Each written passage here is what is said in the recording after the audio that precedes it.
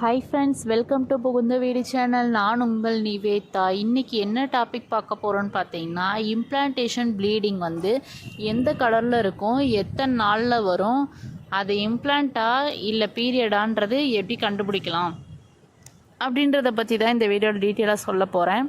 அதுக்கு முன்னாடி நம்ம சேனலை சப்ஸ்கிரைப் பண்ணிக்கோங்க. என் ஃபோன் நம்பர் நான் ஸ்க்ரீனில் கொடுத்துருக்கேன். உங்களுக்கு விருப்பம் இருந்தால் ஜாயின் பண்ணிக்கோங்க பர்சனலாக.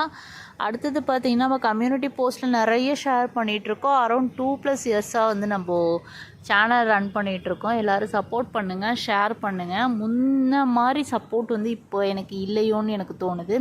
ஸோ எனக்கு சப்போர்ட் பண்ணுங்கள். எனக்கும் ஒரு மோட்டிவேஷனாக இருக்கும் டெய்லி வீடியோ போடுறதுக்கு. ஸோ சப்போர்ட் பண்ணுங்கள்.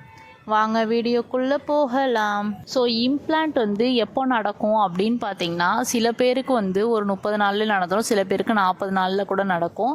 எப்படி சிஸ்டர் 40 நாளில் வந்து உங்களுக்கு இம்ப்ளான்ட் நடக்கும், 25 நாள் டு 30 நாளுக்குள்ளே தானே நடக்கும் அப்படின்னு சொல்லலாம். ஏன்னா ஒவ்வொரு உடம்பும் ஒவ்வொரு மாதிரி. சில பேருக்கு சீக்கிரமாகவே இம்ப்ளான்ட் ஆகிடும், சில பேருக்கு லேட்டாக தான் இம்ப்ளான்ட் ஆகும்.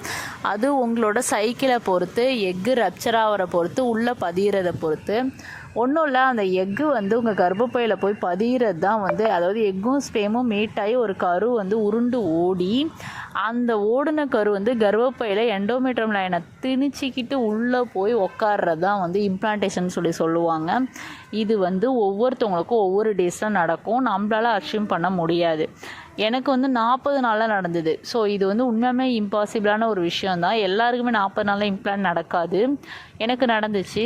ஸோ அது இல்லாமல் இப்போ எல்லாருக்குமே டேட் மிஸ் ஆகிருக்கு, கன்ஃபார்ம் ஆகுது. திடீர்னு உங்களுக்கு வந்து ப்ளீட் ஆகுதுன்னா என்ன நினைப்போம்? ஒன்று மிஸ்கரேஜ்னு நினைப்போம், இல்லைன்னா பீரியட்ஸ் ஆயிடுச்சாட்டுக்கு, நம்மளுக்கு சும்மா தள்ளி போயிருக்காட்டுக்கு அப்படின்னு நினைப்போம்.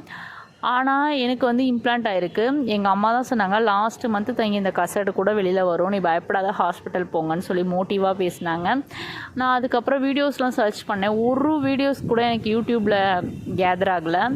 ஸோ எப்படி அந்த இடத்துல நான் ரொம்ப டவுன் ஆகிட்டு, நம்மளுக்கு மிஸ்கரேஜ் தான் சொல்லி நானும் என் ஹஸ்பண்டும் சண்டை கூட போட்டுக்கிட்டோம். நான் நிறைய வீடியோவில் மென்ஷன் பண்ணியிருப்பேன்.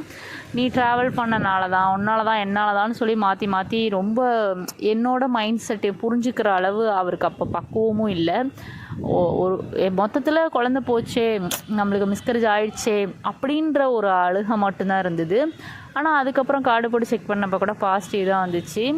ஸோ வந்து நாங்கள் டைரெக்டாக ஹாஸ்பிட்டல் போனதுக்கப்புறம் தான் டாக்டர் சொன்னாங்க, இம்ப்ளான்ட் ப்ளீடிங் பயப்படாதீங்க, இது கரு பதிகிறப்போ வர ப்ளீடிங் தான், நீங்கள் பயப்படணுன்னு அவசியமே இல்லை அப்படின்னு சொன்னாங்க. அப்புறமேல தான் எங்களுக்கே ஒரு மைண்ட் அளவில் நாங்கள் ஸ்ட்ராங் ஆனோம். ஸோ அடுத்தது வந்து ஹார்ட் பீட் இருக்கான்னு செக் பண்ணாங்க. ஹார்ட் பீட்டும் இருந்துச்சு. ஸோ இதே மாதிரி தான் உங்களுக்கும், பயப்படாதீங்க. ஸோ அப்போ எனக்கு வீடியோஸ் எதுவும் இல்லை ரெஃபரன்ஸுக்கு. இப்போ உங்களுக்கு நான் நிறைய வீடியோஸ் மென்ஷன் பண்ணி போட்டிருக்கேன். ஸோ பாருங்கள், எந்த டாப்பிக்கில் உங்களுக்கு வீடியோ வேணும்னாலுமே அந்த டைட்டிலை போட்டு பக்கத்தில் புகுந்த வீடுன்னு போட்டிங்கன்னா உங்களுக்கான வீடியோ வந்துடும். ஸோ என் வீடியோஸ் வந்து ரொம்பவே லைவாக இருக்கும், உங்களோட லைஃபோட ஒத்து போகிற மாதிரி இருக்கும். சும்மா இதை இமேஜின் பண்ணிலாம் வந்து நான் எந்த வீடியோவுமே போட்டிருக்க மாட்டேன். எல்லா வீடியோஸுமே வந்து உங்களுக்கு வந்து லைவாக உண்மையாகவே நடந்த ஒரு விஷயத்தை, என் ஃப்ரெண்டோட லைஃப்பில் நடந்தது, எங்கள் ரிலேஷன் நடந்த விஷயம், ஸோ அந்த மாதிரி தான் ஷேர் பண்ணியிருப்பேன். உண்மைத்தன்மையான சேனல் கூட நம்ம சொல்லலாம். ஸோ நீங்கள் தாராளமாக நம்பலாம். அடுத்தது பார்த்திங்கன்னா, அந்த கலர் வந்து ப்ரௌன் கலராக இருக்கும், நார்மல் பீரியட் கலராக இருக்காது. பீரியட் கலர் உங்களுக்கு ரெகுலராக பார்த்துருப்பீங்க. சில பேருக்கு டார்க்கு ரெட்டாக இருக்கும், சில பேருக்கு ரெட் கலரில் இருக்கும். ஆனால் ஒரு மாதிரி சாணி தண்ணி கரைச்சி விட்ட கலர்மாங்க பாருங்கள், ப்ரௌன் கலர், அந்த மாதிரி கலர் தான் வந்து அந்த இம்ப்ளான்ட் ப்ளீடிங்கோட கலரு. ஸோ அந்த மாதிரி ப்ளீடிங் வந்ததுன்னா அது இம்ப்ளான்டேஷன் நடக்கிறதுக்கான ப்ளீடிங் தான். எப்போ வருன்றது ஒரு 30 நாள்லேயும் வரலாம், 35 நாள்லேயும் வரலாம், 40 நாள்லேயும் வரலாம். ஸோ ப்ளீடிங் ஆகிறத வச்சு நீங்களாக டிசைட் பண்ணிடாதீங்க பீரியட்ஸ்னு சொல்லிட்டு. கொஞ்சம் பொறுமையாக 1 டே வெயிட் பண்ணுங்கள். ஃப்ளோ உங்களுக்கு அதிகமாக வர்றது உங்களுக்கு நல்லாவே தெரியும் பீரியட்ஸ்னால். ஸோ அப்போனா தான் அது பீரியட்ஸு. இல்லைனாலும் உடனே ஹாஸ்பிட்டலில் போய்ட்டு அப்படியே அந்த ப்ளீடிங்கை ஸ்டாப் பண்ணி தக்க வச்சுக்கோங்க. ப்ரொஜெஸ்ட்ரான் டேப்லெட் கொடுப்பாங்க. ஸோ ப்ரொஜெஸ்ட்ரான் டேப்லெட் எடுத்துக்கிட்டாலே வந்து முட்டை மாதிரி இருக்கும். அந்த டேப்லெட்டை கூட நான் முட்டை மாத்திரைன்னு சொல்லியிருப்பேன்.